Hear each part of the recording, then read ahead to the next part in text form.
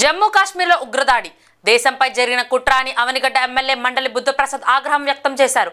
బుధవారం అవనిగడ్డలో తమ కార్యాలయంలో మీడియాతో మాట్లాడుతూ జమ్మూ కాశ్మీర్ పర్యటన అభివృద్ధి సాధిస్తున్న నేపథ్యంలో అమర్నాథ్ యాత్ర ప్రారంభం కానున్న సందర్భంగా ఉగ్రవాదులు పాల్పడిన ఈ చర్యను దేశం యావత్తు సమైక్య ఖండిస్తుందన్నారు.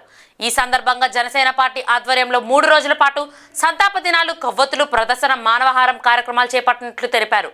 కులమత ప్రాంతాలకు అతీతంగా భారతీయులు అందరూ ఏకతాటిపైకి రావాలని పిలుపునిచ్చారు. జమ్మూ కాశ్మీర్లో నిన్న జరిగిన ఉగ్రవాదుల దాడి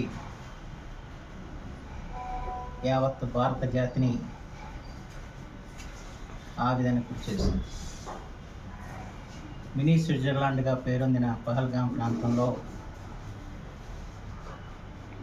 పర్యాటకులు అక్కడ ఆనందంగా గడపాలని వెళ్ళిన సందర్భంలో ఉగ్రవాదులు చొరబడి వారిని దారుణంగా కాల్చి చంపిన సంఘటన జాతిని దిగ్భ్రాంతిపరిచింది. ఇది దేశం మీద జరిగిన కుట్రగా మనందరూ కూడా భావిస్తారు తప్పదు.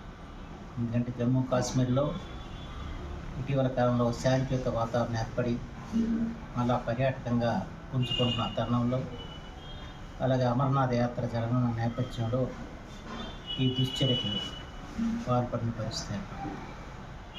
ఈ పరిస్థితుల్లో యావత్ భారత జాతి ఐక్యంగా నిలవాల్సిన అవసరం ఉంది. ఈ దుశ్చర్యను ఖండించాల్సిన అవసరం ఉంది.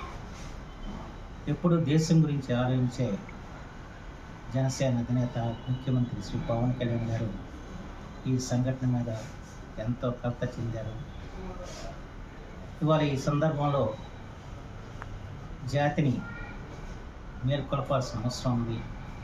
జాతిని సమైక్యంగా నడిపించడానికి ఒక కార్యక్రమం తీసుకోవాలని వారు భావించి 3 రోజుల పాటు జనసైనికుల కార్యక్రమం కూడా తీసుకోవడం జరిగింది. ఈరోజు సాయంత్రం కొవ్వొత్తుల ప్రదర్శన ద్వారా మృతులకు ప్రకటించారు. అలాగే ఎల్లుండి మానవహారం ద్వారా వారు భారత జాతి సమైక్యంగా ఉందని చెప్పిన భావాన్ని మనం ప్రజల్లోకి తీసుకుని వారు నిర్ణయం చేయడం జరిగింది. తదనుగుణంగా వాళ్ళ జన సైనికులు ఊరు కూడా ఈ కార్యక్రమం నిర్వహిస్తున్నారు. ఎందుకంటే ఎప్పుడు కూడా దేశం ముఖ్యం. దేశాన్ని కాపాడుకోవటం అనేది మన యొక్క విద్యుత్. అది ప్రతి ఒక్కరు కూడా మనం గుర్తించాలి. కుల, మత, ప్రాంత భేదాలకు అతీతంగా భారతదేశంలో పుట్టిన ప్రతి భారతీయుల యొక్క నైతిక బాధ్యత. మన జన్మభూమిని మనం సంరక్షించుకోవాలి. మన జన్మభూమి మీద జరిగిన దాడుల్ని మనం తిప్పిపట్టాల్సిన అవసరం కూడా ఉంది.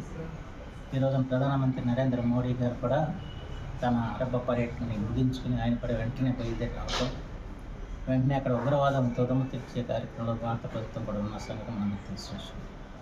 ఈ సందర్భంలో భారత ప్రభుత్వానికి బాసటగా నిలవాల్సిన బాధ్యత ప్రతి ఒక్క భారతీయుడి మీద ఉంది.